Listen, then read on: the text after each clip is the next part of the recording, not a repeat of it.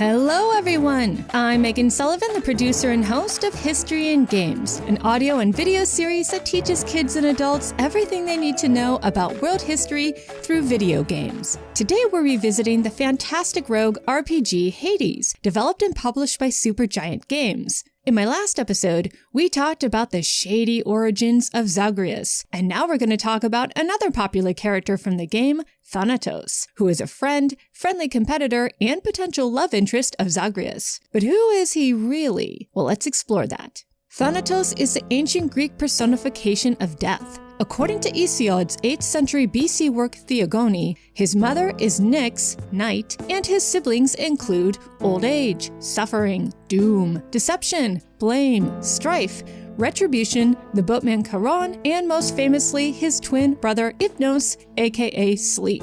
Hesiod describes death and sleep as, quote, dread divinities. Never upon them does Ilios the shining sun cast the light of his eye-beams. One of these across the earth and the wide sea ridges goes his way quietly back and forth and is kind to mortals. But the heart of the other one is iron, and brazen feelings without pity inside his breast.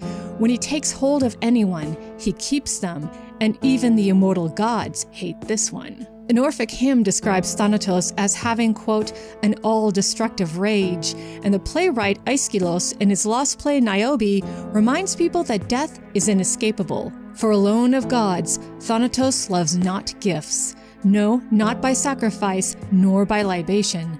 From him alone of gods, persuasion stands aloof. There's even an Aesop tale about a woodcutter who is so miserable with his lot in life, he begs death to come and release him from his pain. But when death actually shows up and asks him what he wants, the woodcutter stammers that, he just wanted some help carrying his wood. The lesson? Be careful what you wish for. But if death is so frightening and terrible, then why does Supergiant Games portray him as some young hottie with a moody yet surprisingly gentle disposition? Well, first of all, because everyone is hot in this game, let's just be honest. But also because portraying Thanatos as a somewhat gentle youth isn't totally inaccurate, which brings us to his design. In the game, Thanatos is depicted as wearing a black robe, winged armor, and carrying a scythe and sometimes a sword. Now that doesn't exactly fit our modern idea of the Grim Reaper, but the imagery of death we have today actually comes to us from the Middle Ages, when death was depicted as a skeleton dressed in the robes of a medieval monk, possibly since Christian monks were the ones to administer people's last rites or oversaw funerals, and carrying a scythe, a symbol of the massive swaths of people death cut down during the bubonic plagues that were sweeping across Europe at the time. Even the name Grim Reaper is fairly late in our lexicon.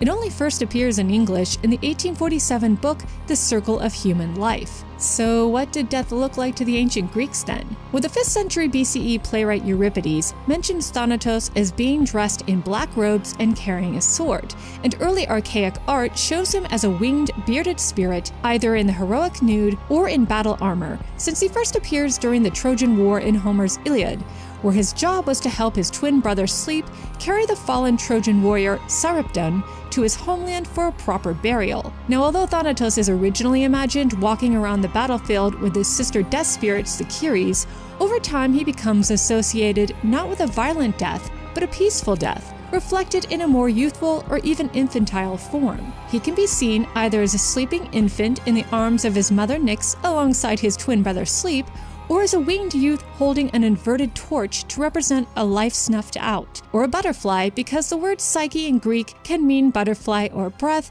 another word for the soul. In short, in the game, Thanatos looking young, wearing black robes, a sword, and winged armor isn't out of place. Even his giant scythe may have some precedence, since in ancient Greek lore, a scythe was used by an early agricultural god named Kronos to castrate his father Uranus and thus take control of the cosmos. But what about Thanatos' connection to other characters in the game, particularly his connection to Sisyphus, the wily king of Corinth, whom he seems rather hostile towards? Is there any historical precedence or accuracy in that? Yes. The story of Sisyphus is very, very ancient, and some scholars have postulated it may have had its earliest roots in a local Corinthian sun cult, which we don't really have time to explore here.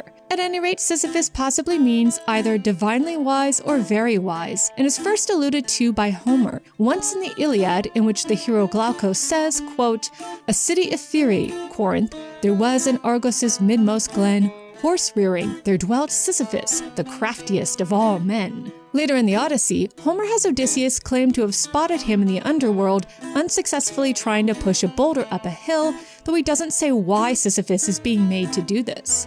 For that, we have to turn to later authors and poets, and through them the reason for the king's punishment becomes clear. Sisyphus overstepped his bounds. First by crossing the king of the gods, then trying to cheat death, not once, but twice. The story more or less goes like this. Sisyphus, king of Corinth, struck a deal with the river god Asopos. If the river god agreed to make a spring that would supply his citadel in Corinth, Sisyphus would reveal the whereabouts of the river god's daughter Aegina, who had recently been spirited away by the king of the gods, Zeus. Zeus was furious when he learned Sisyphus tattled on him and struck the king of Corinth down, killing him. The god of death Thanatos was then charged with handcuffing Sisyphus and taking him down to Hades, but as he did so, the wily king managed to imprison Thanatos in his own shackles, after which Sisyphus ran back to the surface. Since Thanatos was unable to break free and couldn't perform his duties, mortals stopped dying. One of the first people to notice this was the god of war Ares, who saw that no matter how many mortals he killed on the battlefield, they didn't actually die. Realizing something must have happened to Thanatos, Ares went looking for him, and when he finally found him, released Thanatos from his chains. Thanatos' first order of business was to then find Sisyphus and drag his butt back to Hades. But Sisyphus had a backup plan in case this very thing occurred. He told his wife that if he died, she was not to bury him. That way, when Sisyphus arrived in Hades, he could beg the queen of the underworld Persephone to allow him to return to Earth to plead with his wife to give him a proper burial. It was the king's hope that Persephone would feel sorry for him and would be outraged by his wife's blatant disrespect of the dead. And his plan worked. Persephone did allow him to temporarily return to the overworld. But of course, Sisyphus renegated on his promise. When it was clear that he had run off again, Zeus decided he had had enough and sent his messenger and guide of mortal souls to the afterlife, Hermes, to once again haul Sisyphus back to Hades. This time, in order to make sure he stayed there and to make an example out of him, the judges of the underworld tossed Sisyphus into the lowest depths of Hades, Tartarus, where he would spend the rest of eternity trying to push a boulder up a hill that would come crashing back down just before he reached the top. This exercise in futility was a message for all mortals. Don't even think about trying to escape death, and above all, do not cross the gods. Pushing a boulder up a hill is a miserable way to spend eternity, but I kind of like that in the game Sisyphus has mellowed out with time, and I like that this story sort of explains why Thanatos gets along with Ares and Hermes. Both deal in death in some way or another, and both helped Thanatos out in the past. Now, what I find interesting is that Sisyphus isn't the only one who tried to cheat death out of his quarry, but that legendary figure doesn't seem to be in the game.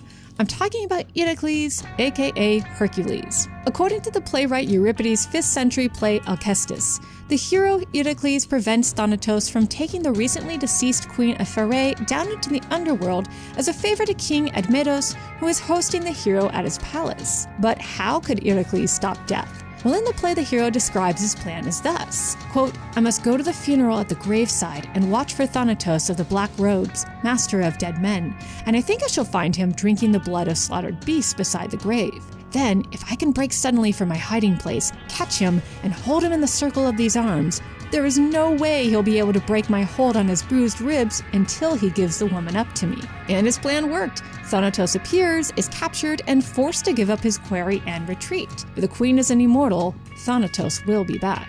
By the way, Thanatos drinking the blood of slaughtered animals refers to a set of specific rituals performed for underworld deities, which included digging a pit and pouring the blood of a sacrificial animal directly into the earth to invoke chthonic beings. It was thought that the dead drank the blood in order to either satiate their literal thirst for vengeance or allow them to remember their previous life and help the living through oracle-like pronunciations, a phenomenon alluded to in Homer's Odyssey. And it was a real belief. In the book Mysteries of the Oracles, The Last Secrets of Antiquity by Philip Vandenberg, the author describes how bloodied earth a meter high was discovered at the Oracle of the Dead in Ephyra in northern Greece. In short, if you wanted to consort with the dead or chthonic beings, blood was an absolute requirement, because according to the ancient Greeks, the dead love blood. And maybe this is why Thanatos is such good friends with Zey-Gree-ehs. After all, Zah-Gree-ahs is described in the game as a deity of blood and life. Or maybe it's because they're both chthonic beings tied to the underworld for eternity. Or maybe they get along so well because you can't have death without life, and hey, opposites attract. After all, as Aeschylus says in his lost play Sisyphus, quote, "In the sinews of the dead, there is no blood." What do you think? Leave a comment in the comment section below, and if there's anything you think I missed or got wrong, let me know that too. Just be nice about it. At any rate, now you know the origin story of Thanatos. Questions, comments, suggestions? Hit me up on Twitter at MEGHAN_IGN, Instagram at Celtic_Queen_Meg, or email me at MEGNHISTORY.com.